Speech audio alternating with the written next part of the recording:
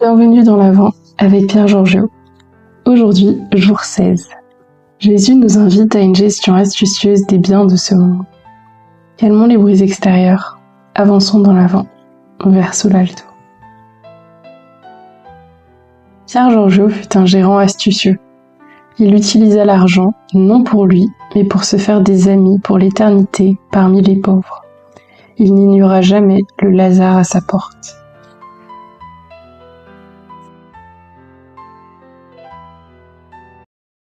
Évangile de notre Seigneur Jésus-Christ selon saint Luc, chapitre 16. Jésus disait encore aux disciples : un homme riche avait un gérant qui lui fut dénoncé comme dilapidant ses biens. Il le convoqua et lui dit : qu'est-ce que j'apprends à ton sujet ? Rends-moi les comptes de ta gestion, car tu ne peux plus être mon gérant. Le gérant se dit en lui-même : que vais-je faire puisque mon maître me retire la gestion ? Travailler la terre ? Je n'en ai pas la force. Mendier ? J'aurai honte. Je sais ce que je vais faire. Pour qu'une fois renvoyé de ma gérance, des gens m'accueillent chez eux. Il fit alors venir, un par un, ceux qui avaient des dettes envers son maître. Il demanda au premier : combien dois-tu à mon maître ? Il répondit : 100 barils d'huile. Le gérant lui dit : voici ton reçu. Vite, assieds-toi et écris 50. Puis il demanda à un autre : et toi, combien dois-tu ? Il répondit : 100 sacs de blé.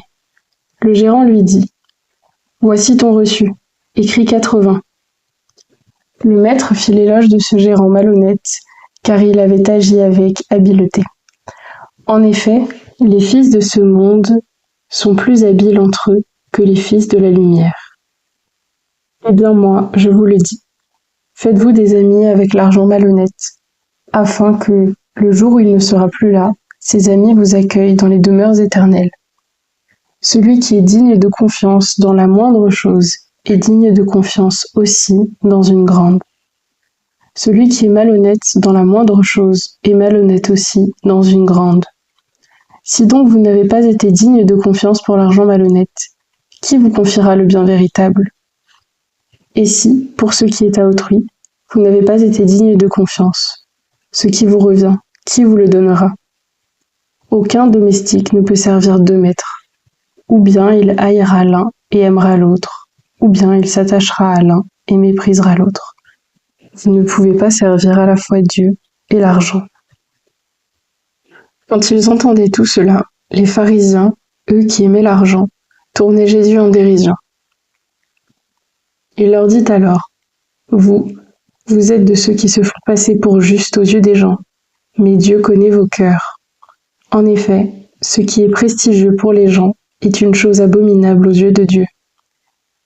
La loi et les prophètes vont jusqu'à Jean le Baptiste. Depuis lors, le royaume de Dieu est annoncé, et chacun met toute sa force pour y entrer. Il est plus facile au ciel et à la terre de disparaître qu'à un seul petit trait de la loi de tomber. Tout homme qui renvoie sa femme et en épouse une autre commet un adultère. Et celui qui épouse une femme renvoyée par son mari commet un adultère. Il y avait un homme riche, vêtu de pourpre et de lin fin, qui faisait chaque jour des festins somptueux.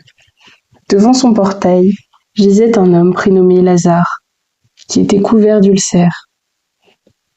Il aurait bien voulu se rassasier de ce qui tombait de la table du riche, mais les chiens, eux, venaient lécher ses ulcères. Or, le pauvre mourut, et les anges l'emportèrent auprès d'Abraham. Le riche mourut aussi, et on l'enterra. Au séjour des morts, il était en proie à la torture. Levant les yeux, il vit Abraham de loin, et Lazare tout près de lui. Alors il cria : « Père Abraham, prends pitié de moi, et envoie Lazare tremper le bout de son doigt dans l'eau pour me rafraîchir la langue, car je souffre terriblement dans cette fournaise. » « Mon enfant, répondit Abraham, rappelle-toi, tu as reçu le bonheur pendant ta vie, et Lazare, le malheur pendant la sienne.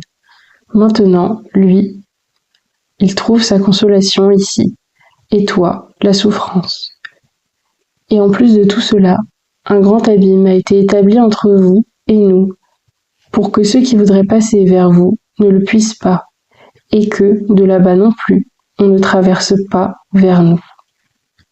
Le riche répliqua, « Eh bien, père, je te prie d'envoyer Lazare dans la maison de mon père. En effet, j'ai 5 frères. Qu'il leur porte son témoignage, de peur qu'eux aussi ne viennent dans ce lieu de torture. » Abraham lui dit, « Ils ont Moïse et les prophètes, qu'ils les écoutent. » « Non, père Abraham, dit-il, mais si quelqu'un de chez les morts vient les trouver, ils se convertiront. » Abraham répondit, « S'ils n'écoutent pas Moïse ni les prophètes, quelqu'un pourra bien ressusciter d'entre les morts. Ils ne seront pas convaincus. »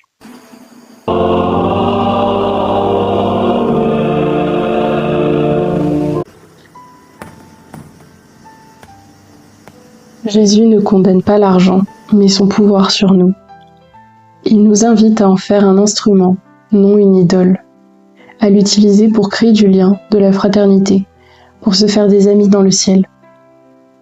Pierre Giorgio a vécu ce détachement radical. La famille Frassati était aisée, et notre alpiniste favori ne manquait de rien au quotidien. Cependant, le père Frassati était économe et ne donnait jamais beaucoup d'argent de poche à ses 2 enfants. Le peu qu'il possédait, Pierre Giorgio le consacrait aux pauvres, allant jusqu'à utiliser le prix de son billet de train pour des œuvres caritatives et à rentrer en courant pour être à l'heure au repas, dans une maison où ponctualité et frugalité étaient de rigueur. L'argent n'est qu'un moyen au service de la charité. Pierre Giorgio l'avait bien compris. Son cœur était entièrement libre, entièrement donné à Dieu. Il avait choisi son maître. Et moi, quelle est ma relation à l'argent et aux biens matériels? Est-ce un outil que je maîtrise ou un maître qui m'a servi? L'argent me sert-il à aimer davantage Dieu et mon prochain? Très concrètement, suis-je prêt à perdre quelque chose pour rester fidèle à l'Évangile, même mon confort? Est-ce que je fais confiance à la Providence? Prions. Seigneur Jésus, vous qui avez vécu dans la pauvreté, délivrez mon cœur de l'emprise des richesses.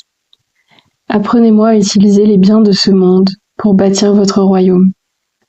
Par l'intercession de Pierre Giorgio, donnez-moi un cœur pauvre et libre, libre de toujours aller vers vous. Verso l'alto. Au nom du Père, du Fils et du Saint-Esprit. Amen. Merci d'avoir accepté de choisir le bon maître aujourd'hui avec Pierre Giorgio. On se retrouve demain pour le jour 17. Courage, verso l'alto.